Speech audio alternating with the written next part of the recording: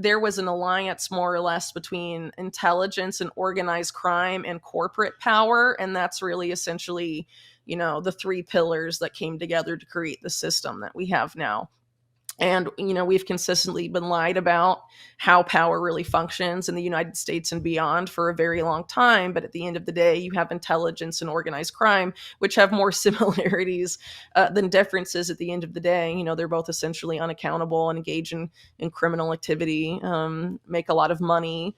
Engaging in illegal activity, whether it's drug trafficking or arms trafficking or sex trafficking, things like that.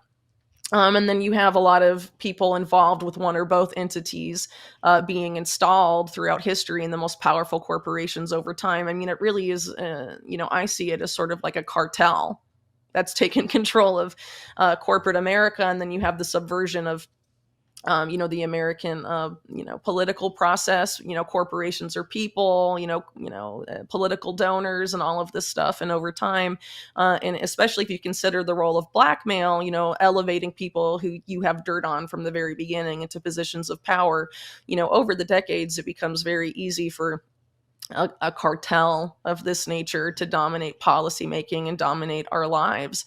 And, frankly, I think the reason that the world is being pushed in the direction it's being pushed right now is because the jig is about to be up, because this particular cartel, if we can call them that, has eluded the American population and much of the world, and caused a bunch of wars and death and destruction for decades and decades and decades. And they can't kick the can down the road anymore. Eventually, all of this looting of pension funds, of treasuries, you name it, they've looted it, is going to come back home to roost at some point. And in order to avoid the pitchforks at their door, they sort of have to control how that system, they have to basically do a controlled demolition of that system, because if it collapses on its own and people are understandably angry, and we have a repeat of, Occupy Wall Street, but more extensive and more, I guess, aggressive, they don't want that.